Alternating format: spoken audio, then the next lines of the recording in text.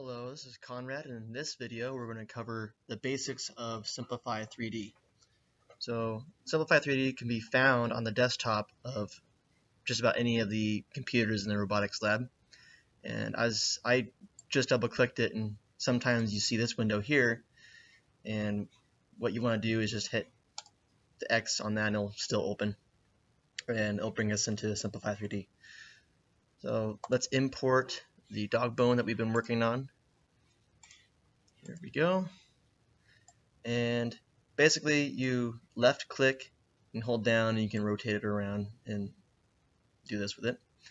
Right click lets you pan, and then the scroll wheel does what you would expect it to do. And usually the default when it imports a part will let it hit the bed, because this right here is the 3D printer's work envelope, if you will. And this actually had to be calibrated to the printer's size, type of printer, etc. But you don't always want to rely on where it goes and even the orientation that it's in by default, because this depends on how you modeled it with SolidWorks, etc. But good common practice is to start off with center and arrange. This lets the part hit the bed, which is ideal for printing it, and it centers it too. So if you had multiple parts in here, you hit center and arrange, and it will organize them for you as well.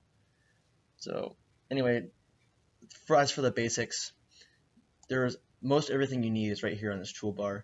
So just going down the list, you have this, which lets you move the part anywhere you want, and you want to keep it inside this work envelope, obviously. And this one here scales it. I don't recommend using this or rotate, because there are better ways to do it. I'll show you pretty soon. This lets you change your views like so, but it's more, I think it's more user-friendly just to click and do what you want with it.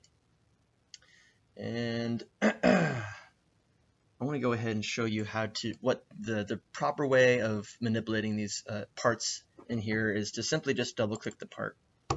And here you get just about anything you want to do. So I'm going to go ahead and center it again, and then double click just so it's in the center. And this lets you change the position by the millimeter. So let's go like 50 millimeters there on the X offset, Y offset. And you can put it anywhere you want based on those, or you can, I think you can reset. Oh, wow, that brings it to 0. Anyway, you get that option there. Let's go ahead and center it again just for it to be nice.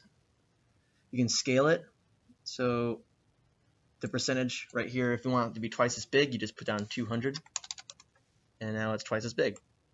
And scaling, sometimes it's useful, but I've never really had a time where it's been useful to scale something. It doesn't usually work the way you want it to, and sometimes when you take a big object and you scale it down too small, some of the features get too small to print. It doesn't even print right. So, but it's an option, and sometimes you may find it useful. Rotation. So this is rotation about X, Y, and Z. So I want to put it flat. So I'm going to put 90 degrees here. And sometimes it may take a little bit of guess and check. But as you can see, I flipped it 90 degrees, but now it's no longer flat on the bed. I actually flipped it perfectly about that axis. So now for me to get this to print right, I actually have to hit center and arrange again. And just get used to hitting the center and arrange button after transforming it, rotating it, whatever you do, because that's going to make sure that it's going to be flat on the bed and in an orient, like not going to run into another part and things like that. And that's about most of the basics of this program here when it comes to just importing parts, and assuming it's going to print the way you want it. This would print correctly this way, and this is all you need to do. And maybe you would want to go and set some more settings, but that's going to be a different video. We're going to have the advanced or edit process settings. We're going to have these covered in the next video, so stay tuned.